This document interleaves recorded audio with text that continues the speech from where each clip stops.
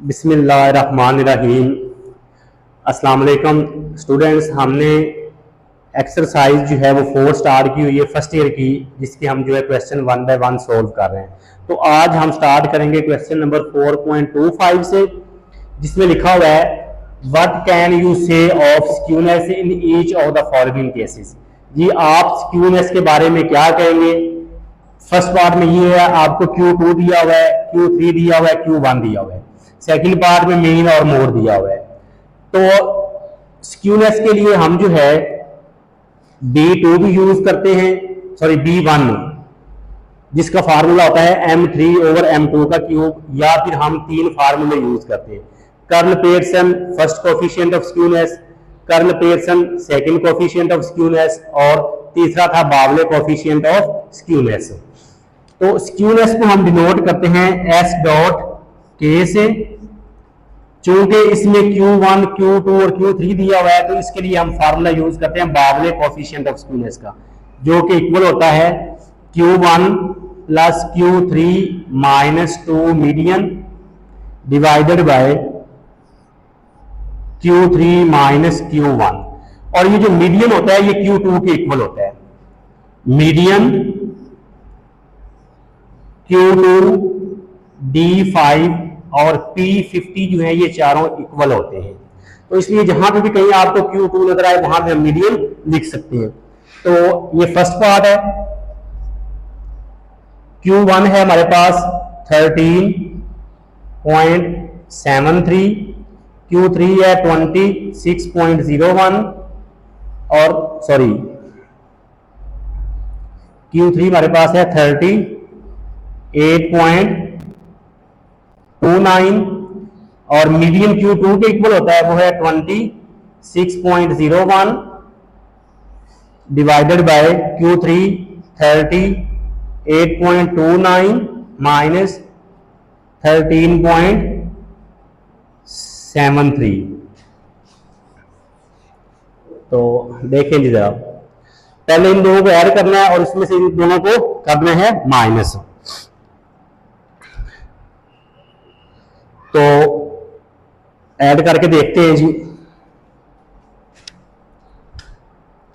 13.73 plus 38.29, तो ये answer आ रहा है हमारे पास 52.02। जब 2 को इससे मल्टीप्लाई किया तो तब भी यही आंसर आया 52.02।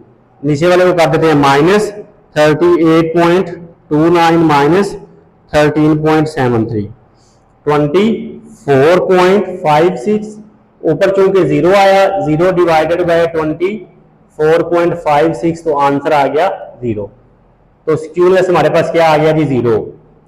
S S.K is equal to 0, so distribution is symmetrical।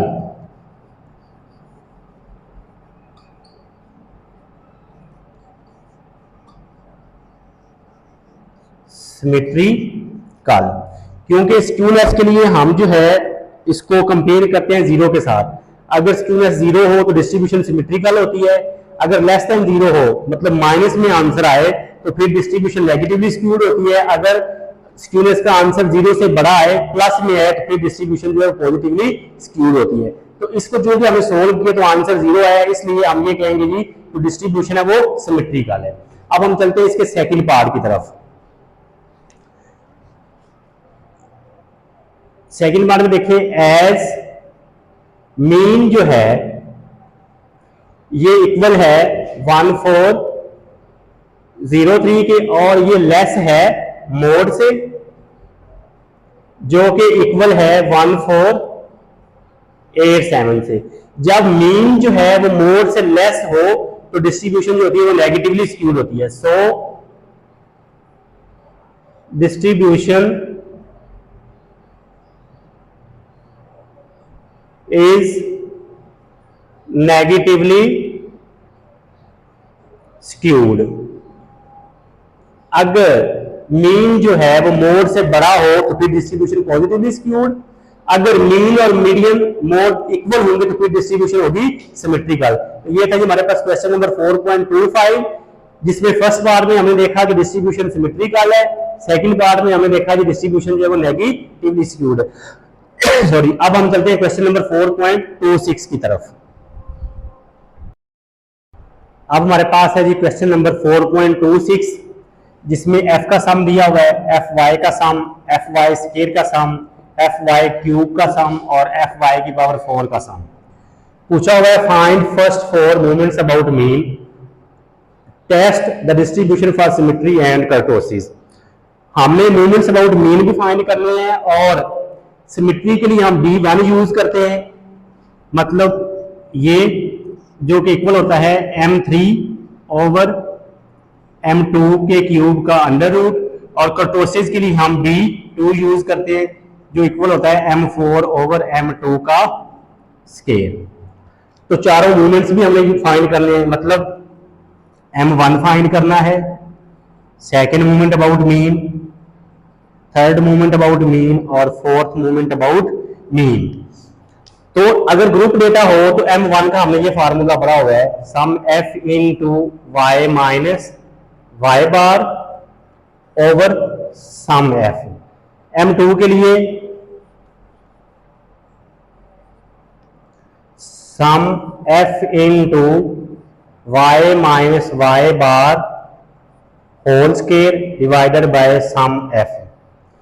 तो ये फार्मूला हम यूज नहीं कर सकते क्योंकि उसमें पहले हमें वैल्यू कैलकुलेट करके दी हुई है। अगर तो ये होते तो m1 के लिए ये वाला फार्मूला यूज कर लेते, m2 के लिए ये वाला फार्मूला यूज कर लेते। तो इसका मतलब ये हुआ ये फार्मूला तो हम यूज नहीं कर सकते।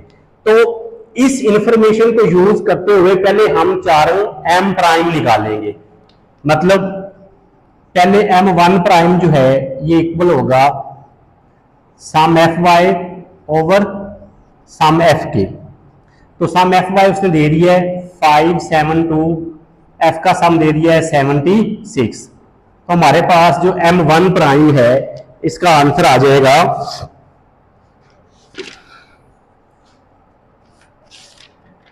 7.53। इसी तरह m2 प्राइम जो है ये इक्वल होगा sum F y q sorry f y square divided by sum F y square है 48 और एफ का सम जो है वो 76। जब इसको किया डिवाइड तो हमारे पास जो आंसर आ रहा है वो है 63.79। ये हमारे पास आ गया m2 प्राइम। उसके बाद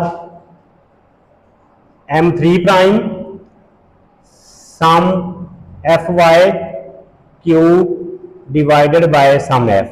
तो एफ वाई क्यूब है 44240 और एफ का सम 76। इसको जब डिवाइड किया तो ये हमारे पास आ गया 2.105। ये आ गया m3 प्राइम। तो m4 prime sum F Y की power 4 divided by sum F Y की पावर 4 जो है वह 42580 और एफ का सम 76। जब इसको डिवाइड किया तो ये आंसर आ गया 560.26। अब क्वेश्चन ये है कि उसने हमसे ये चीज तो पूछी नहीं हुई कि आप प्राइम फाइंड करें, उसने तो कहा है कि find first 4 movements about mean. तो मूवमेंट्स अबाउट मीन हम यहां से फाइंड नहीं कर सकते थे, पहले हमने ये प्राइम फाइंड किए। अब हम रिलेशन को यूज करके मूवमेंट्स अबाउट मीन निकालेंगे, जो हमने पढ़ा हुआ है कि m1 जो है ये इक्वल होता है m1 prime minus m1 prime की। तो m1 प्राइम है हमारे पास 7.53 माइनस 7.53। तो ये हमने पढ़ा हुआ है कि फर्स्ट मूवमेंट अबाउट मीन जो है ये हमेशा 0 के इक्वल होता है, ये एमसीक्यू में पूछा जा सकता है। उसके बाद है सेकेंड मूवमेंट अबाउट मीन, ये इक्वल होता है m2 prime minus m1 prime का स्केयर। तो M2 प्राइम हमारे पास है 63.79 और M1 प्राइम है 7.53। इसका कर देंगे स्केल। तो इसको जब हमने सोल्व किया तो ये हमारे पास आंसर आ गया 7.09। ये हमारे पास आ गया सेकेंड मूवमेंट अबाउट मीन। और सेकेंड मूवमेंट अबाउट मीन जो ये हमेशा वेरिएंस के इक्वल होता है, ये भी एमसीक्यूज में पूछा जाता है। उसके बाद है third movement about mean M3, ये इक्वल होता है M3 prime minus 3 M2 prime M1 prime plus 2 M1 prime का स्केयर, सॉरी M1 प्राइम का क्यूब। अब हम इसकी लिखते हैं वैल्यू। M3 प्राइम जो है वो ये है 582.105 माइनस 3 M2 प्राइम है हमारे पास 63.79 और M1 प्राइम है 7.53। ऊपर वाले को कर देते हैं रेज,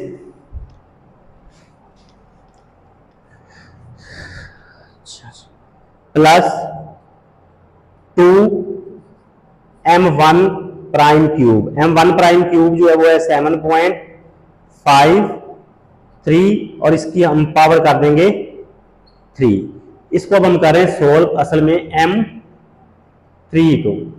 तो इसको जब हमने सोल्व किया सारे को, बल्कि देख लेते हैं, पहली वैल्यू है 582.105, आगे माइनस, इसको जब सोल्व किया 3 को इससे मल्टीप्लाई किया, जो आंसर है उसको 7.53 से मल्टीप्लाई किया, तो ये हमारे पास आ रहा है 144.0161 प्लस 2 एज इट इज। और इसकी पावर करेंगे 3, 7.5 की पावर 3 ली, जो आंसर है उसको किया 2 से मल्टीप्लाई, तो ये हमारे पास आ गया 853.92।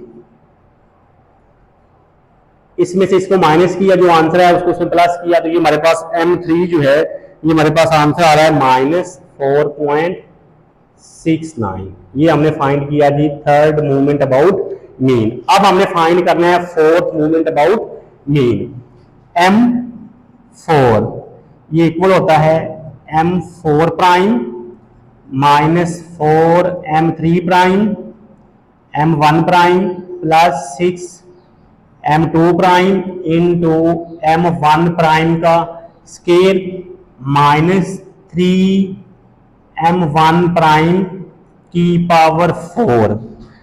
M4 प्राइम ये हमारे पास 560.26 माइनस 4 M3 प्राइम है हमारे पास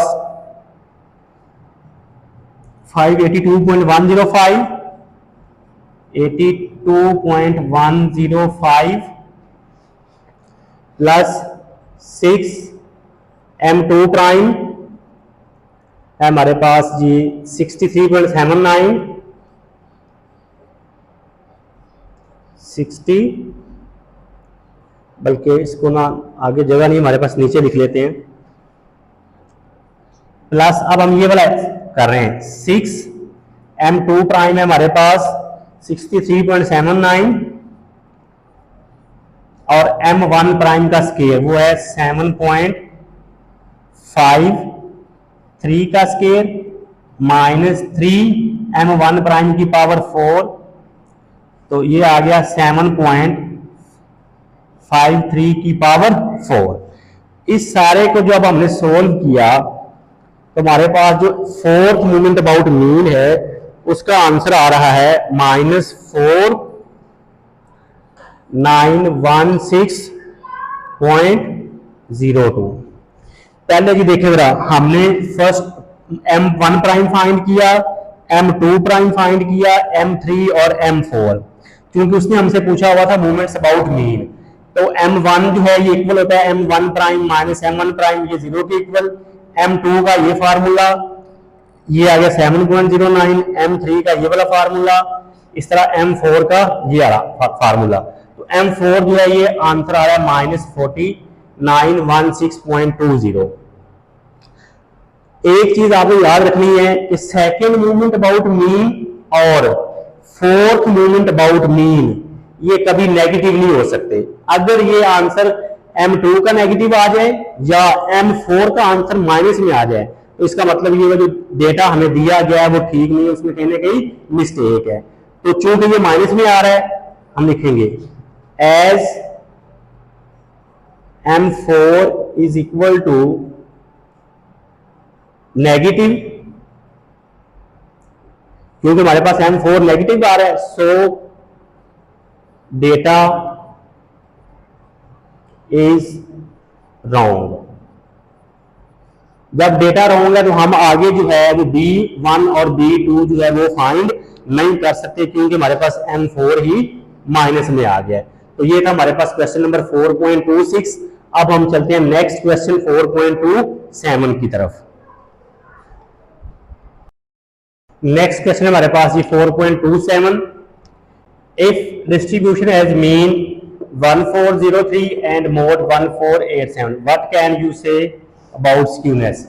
इससे पहले भी हमने एक क्वेश्चन अभी किया है, as mean is equal to 1403 less than mode, जो के इक्वल है 1487 के। सो डिस्ट्रीब्यूशन इज या डेटा इज नेगेटिवली स्क्यूड। इसमें जस्ट हमने बताना है, इसमें कोई चीज सोल्व हमने नहीं करनी। अगर मीन जो है ये मोड के इक्वल होता तो फिर डिस्ट्रीब्यूशन होनी थी सिमेट्रिकल। अगर मीन जो है ये मोड से बड़ा होता तो फिर डिस्ट्रीब्यूशन होनी थी पॉजिटिवली स्क्यूड। तो इसमें चूंकि मीन जो है मोड से लेस है इसलिए डिस्ट्रीब्यूशन क्या है, नेगेटिवली स्क्यूड। आगे question number 4.28। Lower and upper quartile of a distribution are. Lower quartile जो है वो Q1 होता है और अपर क्वार्टाइल जो है वो Q3 होता है। Q1 लोअर क्वार्टाइल एक ही चीज है, Q3 और अपर क्वार्टाइल एक ही चीज है। तो लोअर क्वार्टाइल इसका मतलब है हमें Q1 जो है ये हमारे पास है 142.36 एंड अपर क्वार्टाइल वो है Q3 जो कि इक्वल है 167.73 respectively, while the median is 153। तो median is 153.50। Find coefficient of skewness. तो चूंकि जब भी हमें क्वार्टाइल दिए हो तो कोफिशिएंट ऑफ स्क्यूनेस के लिए हम बावले का फार्मूला यूज करते हैं, Bowley coefficient of skewness S dot k is equal to Q1 plus Q3 minus 2 median divided by Q3 minus Q1। तो Q1 हमारे पास है 142.36, Q3 है हमारे पास 167.73 माइनस 2 मीडियन जो है 153.50, Q3 167.73, Q1 142.36। अब हम इसको करते हैं जी सोल्व। ऊपर वाले को जब हमने सोल्व किया तो हमारे पास आंसर आ रहा है 3.09। नीचे वाले को जब सोल्व किया तो हमारे पास आंसर आ रहा है 25.37। तो इसको डिवाइड किया तो ये आंसर आ गया 0.1218। तो ये था कि हमारे पास कोफिशिएंट ऑफ स्क्यूनेस, जिसके लिए हमने बावले कोफिशिएंट ऑफ स्क्यूनेस का फार्मूला यूज किया, इनको जो है वो कैलकुलेट कर दिया। तो अगर आप चैनल पे नए आए हैं तो चैनल को लाइक करना, सब्सक्राइब करना और शेयर करना मत भूलिएगा, बेल आइकन को लाजमी प्रेस कीजिएगा ताकि हर आने वाली नई वीडियो का नोटिफिकेशन आप तक पहुंच सके। एक नई वीडियो के साथ दोबारा फिर मिलते हैं, तब तक अपना ख्याल रखिएगा। अल्लाह हाफिज।